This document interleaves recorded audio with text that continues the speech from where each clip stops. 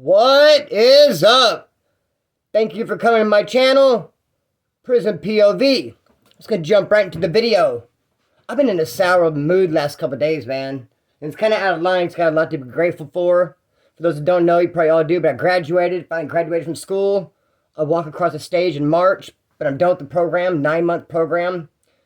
Big time accomplishment, man. I come nowhere near finishing high school. I got the GED in prison, of course, like we all do, but anyway, that's not the video for this. I'm just saying, I've been in a sour-ass mood, man. I have no right to be. So, jump right into the video. I get out of county jail. Hey, more landscape view. This is what everyone said they wanted. To me, I don't know, I prefer the other one better. This is what you guys want, some rules, what you guys want. The landscape. Continue giving me your advice and comments on that sort of thing. Por favor, porpas. I get out of county jail. I was there 30 days. Did the whole violation. I got COP'd, which is to continue on parole. I had to do some county jail time. It was kind of weird. It kind of did me wrong. Surprise, surprise. What? The county did you wrong? Made you do some time? And I got stuck in county jail for 30 days. It's kind of like a weird thing. But I got dude out on the farm, the male minimum. It was cool.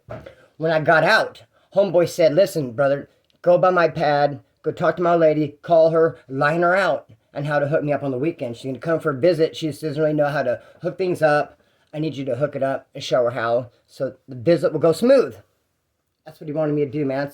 That's what I needed to do when I got out, was contact her. I had her number. That's what I was going to do.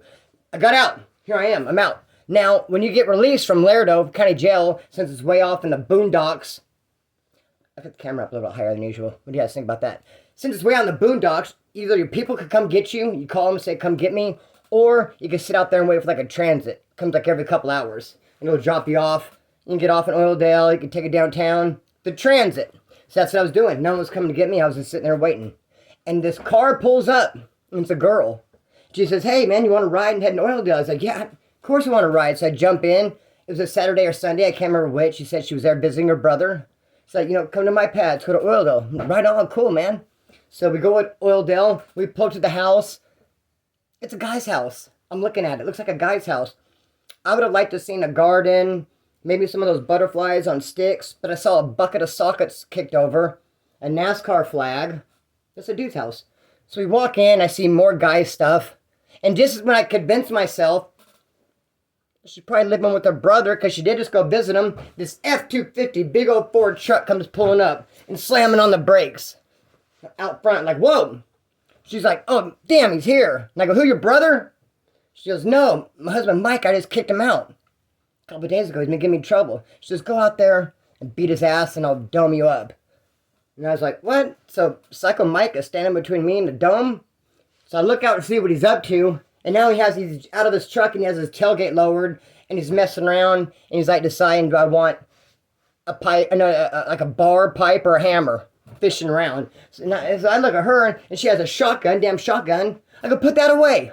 I went to shoot Psycho Mike for 5 domes and a slice of pie. You're going way too far. This escalated very quickly. I was in jail like 10 minutes ago. She puts that away. I go, look, Mike himself, he also jumped in the truck and drove away. And I was like, what's going on here? I go, why is he so mad anyway? She goes, because I called him and told him I brought some dude home from jail to beat his ass. And I was like, oh, did you?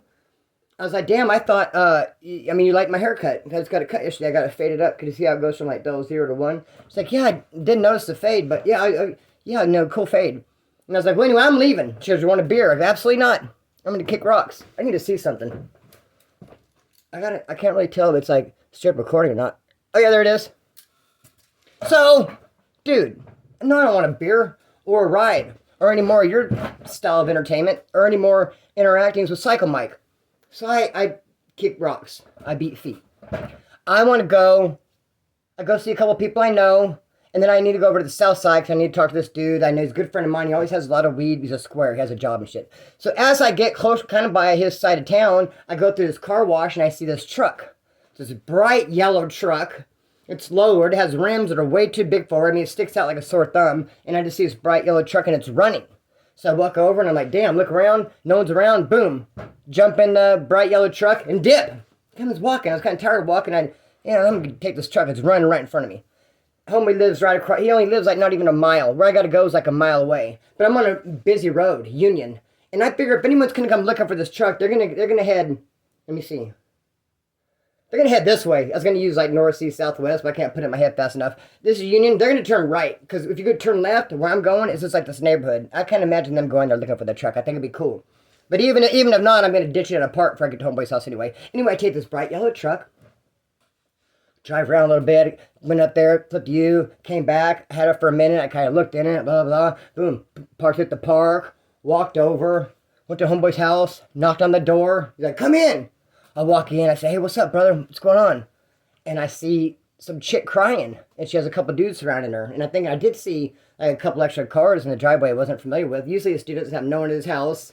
I see he's a square, but he smokes his weed, and he has a wife and a job and everything. So I'm like, hey, what's going on, brother? But I'm looking at the girl who's crying. He said, yeah, she just got her truck stolen at the car wash. I was like, oh, damn. And the dude that's like hugging her, cuffing her with like, yeah, but it's bright yellow. We're going to look for that motherfucker. It stands like a sore thumb. We'll find it. Comforting her, giving her a hug.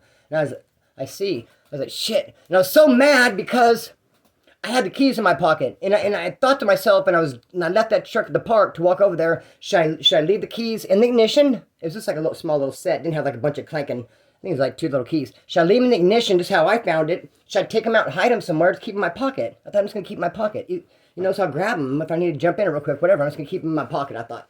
So now I'm thinking, damn, I wish I would have just left the keys because these people are going to leave to go look for the truck instead of the park. They're going to find it as soon as they freaking leave.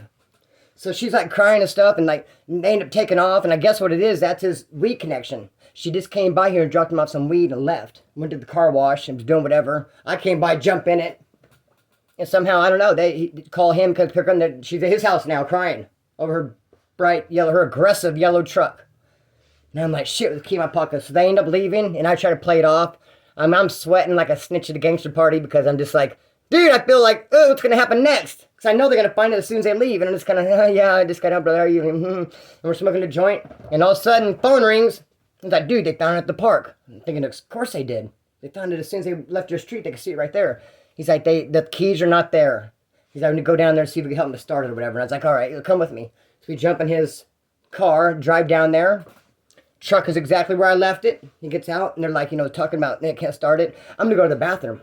I'm going to go to the bathroom and do some of these keys in my pocket. I feel like everyone could see them.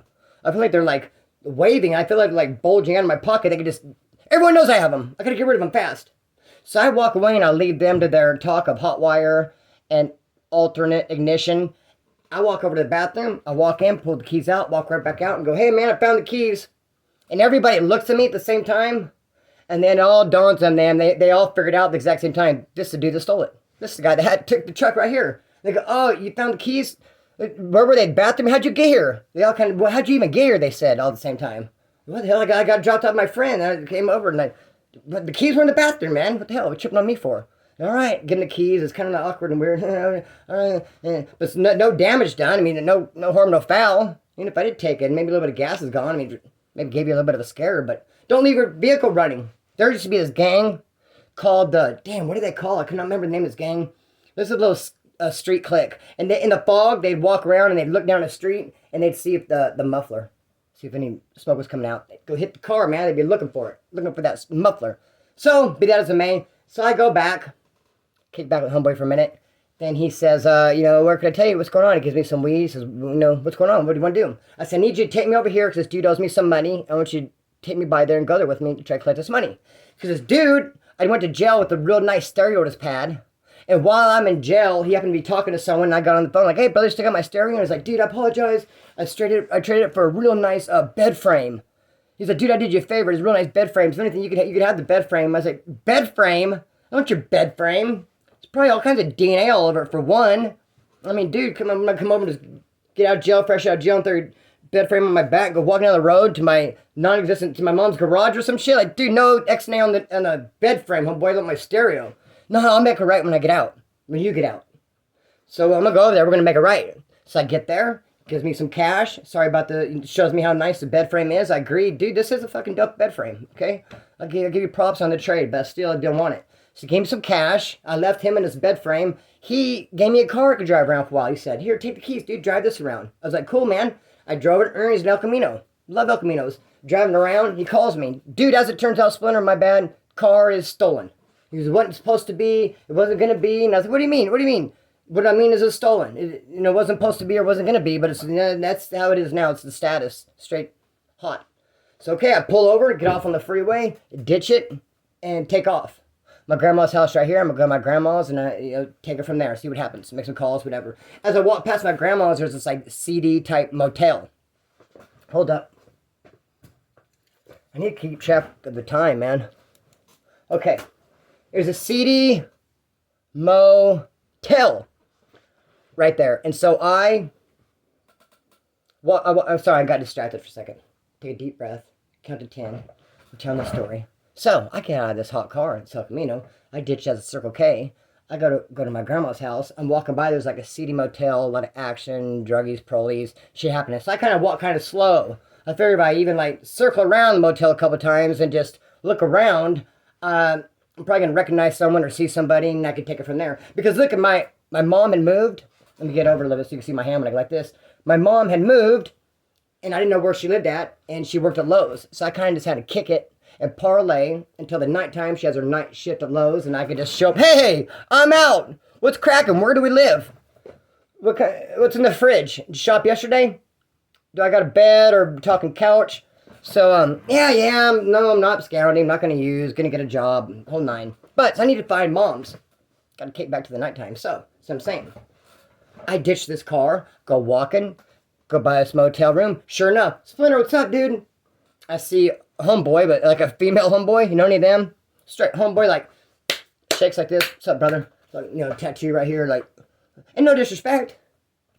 Yeah, she's awesome. Love her. But she's like a homeboy. Straight up homeboy. What's up, Splinter? What are you doing? Well, nothing. Just got out. Said, okay, cool. Come to this motel room. She's like, I want to get some weed. I said, I happen to have some weed. It's like, cool, everyone's around there. It's like, oh, it looked like a wax museum in there. Everyone's starting to, like, come alive and shit. And it was packed, and everyone was whispering. It's kind of like a weird scene. And, like, smoke hung real low and shit. It's like, I don't know if I'm really feeling this all that much. But I said I'd smoke her up some weed. But when she invited me in her room, I didn't know it was going to look like that when I went in there. It looked like the setup Thriller and shit. Like, how do they do that? They look like zombies and shit. They're out of their minds in there, what I'm trying to say. So I go in, I smoke Thriller out, smoke her out with weed. I'm getting ready to leave because the weird scene. Cops rush the pad. Here are the cops. Because some weird shit happened before I got there. Someone was victimized, someone got robbed, some shit beat up. I don't even want to go into it. I don't even know that much about it myself. So the cops just snatched me up. Don't even waste your time asking me any questions because I honestly don't know shit. Wouldn't tell you if I did, but literally just got here and innocent. I know you hear it all the time, but...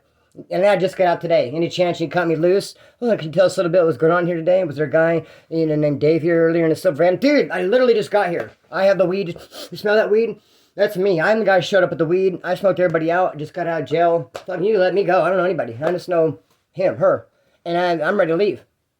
No, they say, we're going to take you to jail for under the influence. Arrest me for under the influence. Of weed, I say? No, methamphetamines. I said, good, look, I just got out. I haven't used. You need to use it in jail. You can arrest me for under the influence. I insist you draw blood. So I'm going to take this to trial, and I think that'd really hold up if my blood came back. Because what, urine might go back a couple of weeks. Blood's going to go, a couple of days. Blood will go back a couple of weeks. So I'm confident if you take my blood, there's not going to be any drugs in there at all, and it goes back a couple of weeks. I can take that to trial and beat this case, dude. I'm not on the influence. They weren't trying to hear it, arrested me, go to jail. Mess up part about it. And then as it turned out, through the court case, they ended up saying, okay, you're right, there are no drugs in your system, but just go ahead and do this little bit of time for the under the influence, or else we're just going to keep you in there for violation of probation anyway. I mean, I don't know. Throw the book at you. Just keep you in there the best we can. Like, have a seat. Get comfortable. You're staying. We'll find a way to keep you. Call it what you want. You can call it an influence. You can call it violation of probation. Get comfortable. So anyways, hey, I land right in the same exact freaking dorm as I left from. And it was, like I said, it was a Saturday and Sunday when Psycho Mike's wife picked me up. And I get busted that same Saturday or Sunday. You don't really, I had went to court on Monday, boom, Tuesday or Wednesday. I showed back up on the farm. Remember, first thing out I was supposed to do is go talk to homeboy's old lady. So she can come visit him Saturday and Sunday and have a bomb visit. Everything would work out. So I land right in the same dorm. So I walk in, I'm looking for him too. And I'm making my bed, it's kind of dark in there, and I hear, Splinter, what's up, dog? Like some tension in his voice. Splinter, he's like, you're back already, dog? Please tell me, homeboy, please tell me that you went and talked to my old lady and lined her out and showed her and everything. We're going to have a bomb visit this weekend. Tell me you went over there and you talked to her, and then you went and you kicked up your dust and you got buck wild, whatever you did. I don't know what you did, but tell me you went and talked to her, homeboy. Gave her a call. I said, no, I'm sorry. Fuck! fuck, man? Dude! Damn it! I go, dude, calm down. You haven't heard, bro. I had Psycho Mike. I had the yellow truck. I mean, I drove 2 stolen cars in one day. And I'm here to talk about it. Calm down, brother. I had no freaking chance. I had no time. I just couldn't. I got out in the AM. I got busted in the PM. Dude, he didn't want to talk about it. I was talking to thin air. He walked off. This is one of my good dogs, my good friends. And he was mad about it. So he didn't really talk to me all that day or the next day. I didn't give a fuck. I was talking to other homeboys. He was working with fillings. What did we say, man? If you want to work with fillings, be a dentist. You can put fillings in people all day long. He was working with fillings and mad. And I don't know why, dog. I literally had no chance. I was going to go to my mom's house at night and maybe call the next day. No, I didn't call right when I got out. Oh, I couldn't. Psycho Mike's wife picked me up. And I probably would have called from there. Had to been her brother's house. Dude, it didn't work out, homeboy. I'm the one that should be mad. I'm busted back in jail. So anyway, he started talking to me next day. It was cool. But it was messed up. It was like when he came back from his visit and he was real disappointed. He goes, dude, we could be sitting fat right now if Splinter had just went and made one phone call. Well, Splinter didn't. No cry over one fucking spit melt, homeboy. Acts like he never did nothing wrong. Anyway, be that as it may. My nose itches. I got a hair in it, but I'm scared to scratch it because the trolls will talk shit. Oh, he rubbed his nose! I really do feel like I got hair in it. What else, though? And damn it, I'm getting blinder every day. Only at 16 minutes. I need to stretch this video somehow. Because that's like, into that story right there. But basically, same thing happened. And let me tell this one. Same, but I just told same kind of identical story. Only problem with this one is I did tell it a couple years ago. But I'm going to tell it a little bit different right now. And I think that 90% of you guys have not heard it. So I feel comfortable running with it. But I get out of jail. I was only out a couple weeks. And I was only out a couple weeks. Someone called me, wanted me to meet him over here. And it was a setup. When I went there, the cops were going to be waiting for me. I kind of knew that. I knew in my heart of hearts it was a freaking setup. So I took a clavo. I started making a clavo. And what the weird thing is this weird paper got circulated when I got out that said I had discharged parole. When I know I had more time left, I was like, what? They're like, yeah, you discharged. And I always abscond and I never go check in. But they said that I discharged. So I was like, okay, am I really absconding? And I even called parole. They're like, yeah, you discharged. But it's like a big ruse. I think they wanted me to go in to pick up my discharge card or something. I wasn't discharged. I was still on parole. And I was absconding. There's like a kind of weird chick. They kind of like tried to fake me out and made me believe I discharged. Anyways, I'm absconding. Someone's trying to get me to come to the store. My nose itches again. Damn it, why the fuck are they doing that? Meet me at the store. It's a setup. I take like 3 grams of heroin, clavoed up. My lady's talking shit. Why are you making a clavo? She's like, you discharged on parole. Because usually I always do that, drive around. Because you never know if you're going to get pulled over by a cop. You're on parole, you're absconding. She's like, you're not absconding. So look at your bad habits. Here you are, not even on parole, not absconding, and you want to shove all the dope up your ass. Absolutely no need. No warrants, cops not looking for you. It's like, let me stick in my ass. I'm absconding. And this is a setup we're going to right now. Don't even trip, let it play out. I don't know what I'm talking about. We go to the spot, do what I'm supposed to do. It didn't really pan out how I was supposed to. Driving away, and these trucks start following me. These Chevy trucks, whoop.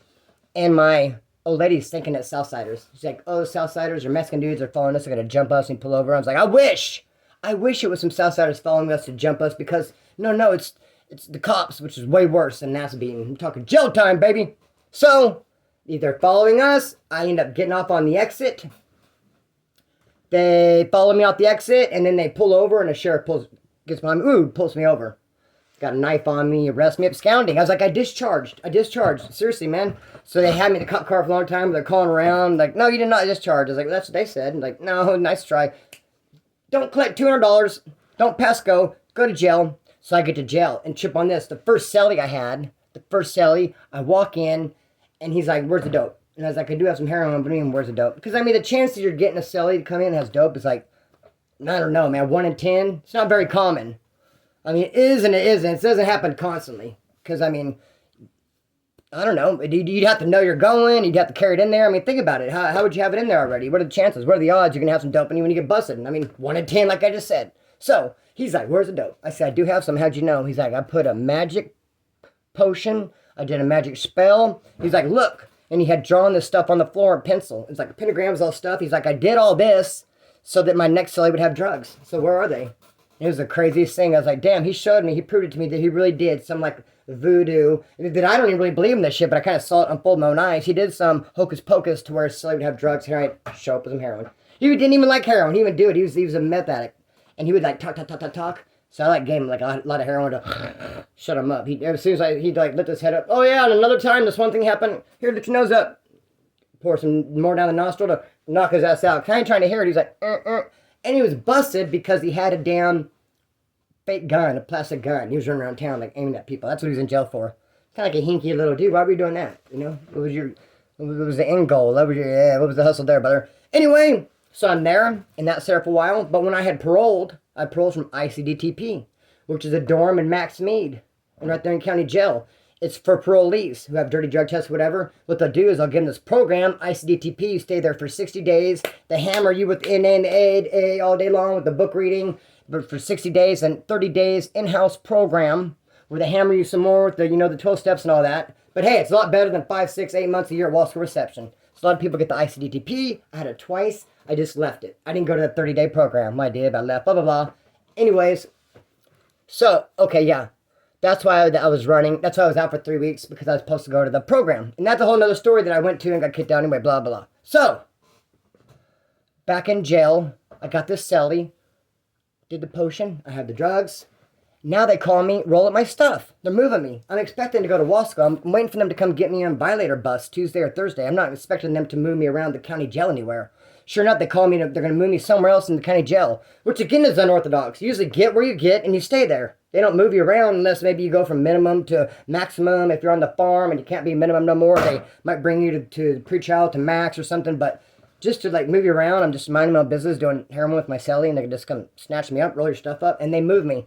You know where they move me to? Back to ICDTP.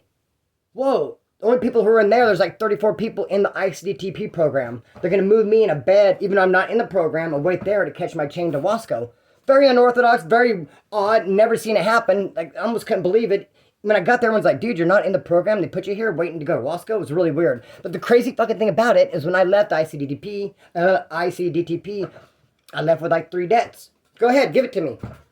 The naysayers and the haters, pull your finger and say, Splinter, you piece of garbage, you POS. Why would you parole and leave these debts and not pay? Well, I did. You know what they're for? They're for art. 2 dudes, the Southside Jimmy, is badass pictures. I was supposed to get out and put money in their books. And another dude, I think he came up with some weed somehow. So 3 different people, I was supposed to put money in their books. And I was out 3 weeks, 2 weeks, and didn't do it. But I usually have 30 days or something like this. I was going to do it. I mean, you have to go downtown. Remember, I'm absconding on parole. I'm running. I didn't really go to the cop shop. Come walking in the sheriff department. Here, put money on people's books. When I myself am running from the cops. It just seemed kind of hinky. But I did promise them. Did say I would. So I walk in and they take me back to ICDP. And I walk in right away. Everyone's all, dude. This one little youngster, Ventura, tattoos all over his face. Like, what the fuck, Splinter, man? Money never hit, dude. What happened? Why? I was like, look, okay, you guys can be mad if you want. Listen to me. You can be mad if you want, or I can get my hand on the shot. Be mad if you want, or I got some heroin. You guys want to get loaded?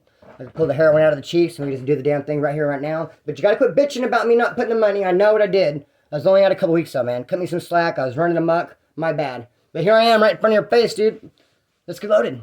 So they said, well, I mean, what else can they do? They took it, and it was kind of like a weird thing that I was even there. Then we almost got in this big old riot. I really wanted to kick it off. This black dude was talking shit saying that I put mustard on his socks. Remember how I told you people wash their underwear and socks? And they fold them, hang them on their lines? Well, I was talking to homeboy Ace, and I was eating a sandwich. And that black dude had some socks right there, and then there was mustard on them. And it's like, well, Splinter, you were standing right here eating a sandwich, and now there's mustard. I was like, well, I could see 2 and 2 is 4. You could say that. Or it can say that a dude was here an hour ago eating a sandwich and did that. Or you could say that you put the mustard on there yourself, and when you washed them, you didn't get the mustard off. We could say, oh, a lot of scenarios happen, but you just can't point the finger at me and talk shit and accuse me and want me to apologize and just try to jump my shit. And the blacks are grouping, whites are grouping, and I was like, let's do this! Leading the charge, kick it off! I'm busted, I got this angst and energy, and I want to riot. But the problem is, they're all on a program, a 60-day program. A lot of them almost done. If they were to riot and the cops come and bust them, they all go to Wasco. 5, 6, 7, 8 months. When a lot of them have 1 or 2 weeks left. They're like, calm down, calm down. The voice of reason here. Like, let's not kick all this thing off over some mustard. Look here, you want some socks, dude? Here. Take my socks, dude. Mustard free. Smell good, too. Like, no, you won't find a lick of mustard on these motherfuckers. I promise you that. Here! You want me to put them on you? Here you go. So, yeah. Sometimes on the show, I like to, really animate. But what I'm trying to say is, I want to kick it off over some mustard. He's accusing me. Coming crazy, but no. So that was just weird, man, to end up in ICDTP. And I ended up getting it again, too. It was a turnaround. Went to Wasco, and they didn't want to get to me. Remember, I got caught with that knife. They busted me in the truck. And I was like, knife, schmife. I mean, knives aren't what they used to be. This thing was so dull. I mean, you can't even stick in anything. It was a letter opener. I was getting a lot of mail at that time. I did strictly a letter opener. Sometimes clean my fingernails out with, maybe open an orange. That's it. This knife was not a weapon. How many minutes we got? 25? Dude, we do not want this thing dying on its own, do we? Cut the string, let it fly. Peace. Hit me up for a shirt. They're large. I have a saying. It's not the size, it's what do you want, okay? If you want a real tight shirt and you wear an extra large, hit me up. You can have a tight shirt. If you wear a 4X, maybe you might be interested in a shirt like this. It's a little bit high. Hit me up. Maybe you wear small, but you want a real baggy shirt. Hit me up. It doesn't have to be like, I wear a large, send me a large. No, it could be, I wear an extra small, send me a large. I wear a 3X, send me a large. It doesn't matter. Don't just be like hating on a large like I'm a 2X, I hate larges. No, dude, larges don't feel that way about you. I guarantee if you got this large shirt, this fucking shirt would love you, brother. It would. I'll put love onto that shirt before I send it, and you'll get there and you'll receive love. Shirts can carry love. Get yourself a shirt, some stickers, whatever you want to do. And I'm actually thinking of doing, well, I don't know. I'm not going to talk about it. I'm not going to be about it. Cut the string, let it fly. Peace.